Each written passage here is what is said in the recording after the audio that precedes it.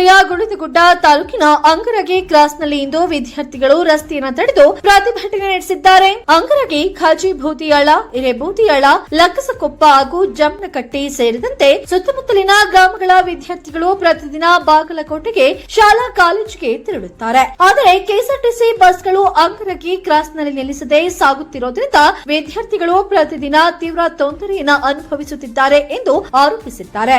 Bus ನಿಲುಗಡೆಗೆ ಹಲವು ಬಾರಿ ಮನವಿಯನ್ನ ಸಲ್ಲಿಸಿದರೂ ಕೂಡ ಯಾವುದೇ ಶಾಶ್ವತ ಪರಿಹಾರ ದೊರಕಿಲ್ಲ ಎಂದು ವಿದ್ಯಾರ್ಥಿಗಳು ಅಸಮಾಧಾನವನ್ನ ವ್ಯಕ್ತಪಡಿಸಿದರು. ಇದರಿಂದ ಬೇಸತ್ತ ವಿದ್ಯಾರ್ಥಿಗಳು ಇಂದು ರಸ್ತೆಯನ್ನ ತಡೆದು ಪ್ರತಿಭಟನೆ ನಡೆಸಿ ಕೆಎಸ್ಆರ್ಟಿಸಿ ಇಲಾಖೆಯ ವಿರುದ್ಧ ಘೋಷಣೆಗಳನ್ನ ಕೂಗಿ ತಮ್ಮ ಆಕ್ರೋಶವನ್ನ ಹೊರಹಾಕಿದರು. ಈ ಹಿಂದೆ ಕರ್ನಾಟಕ ರಾಜ್ಯ ಮಹಿಳಾ ಆಯೋಗದ ಅಧ್ಯಕ್ಷರು ಬಾಗಲಕೋಟೆ ಜಿಲ್ಲೆಗೆ ಭೇಟಿ ನೀಡಿದ ವೇಳೆ ವಿದ್ಯಾರ್ಥಿನಿಯರು ಇದೇ ಸಮಸ್ಯೆಯನ್ನ ಪ್ರಸ್ತಾಪ ಮಾಡಲಾಗಿದೆ. ಆಗ ಸಂಬಂಧಿತ ಅಧಿಕಾರಿಗಳೊಂದಿಗೆ ಮಾತನಾಡಿ ಸಮಸ್ಯೆಗಳನ್ನ ಬಗೆಹರಿಸುವ ಭರವಸೆಯನ್ನ ನೀಡಲಾಗಿತ್ತು ಎಂದು ಸ್ಥಳೀಯರು ತಿಳಿಸಿದ್ದಾರೆ. ಅಲ್ಲದೆ ಕರ್ನಾಟಕ ಸ್ವಾಭಿಮಾನಿ ವೇದಿಕೆ, ಕನ್ನಡಿಗರ ಧ್ವನಿ ಸಂಘಟನೆಯು ಕೂಡ ಬಾಗಲಕೋಟೆ ವಿಭಾಗದ ಕೆಎಸ್ಆರ್ಟಿಸಿ ವ್ಯವಸ್ಥಾಪಕರಿಗೆ ಮನವಿಯನ್ನ ಸಲ್ಲಿಸಿತ್ತು ಎಂದು ತಿಳಿದು ಬಂದಿದೆ. ಪ್ರತಿಭಟನಾಕಾರರು ಬಾದಾಮಿ ಕ್ಷೇತ್ರದ ಶಾಸಕ ಭೀಮಸೇನ್ ಚಿಮ್ಮನಕಟ್ಟಿ ಅವರು ವಿದ್ಯಾರ್ಥಿಗಳ ಸಮಸ್ಯೆಗೆ ಗಮನವನ್ನ ಹರಿಸಿ ಕೆಎಸ್ಆರ್ಟಿಸಿ ಅಧಿಕಾರಿಗಳು ಅಂಗರಗಿ ಕ್ರಾಸ್ನಲ್ಲಿ ಬಸ್ ನಿಲುಗಡೆಗೆ ಶಾಶ್ವತ ವ್ಯವಸ್ಥೆಯನ್ನ ಕಲ್ಪಿಸಬೇಕು ಎಂದು ಆಗ್ರಹಿಸಿದರು. ವಿದ್ಯಾರ್ಥಿಗಳ ಈ ನ್ಯಾಯಯುತ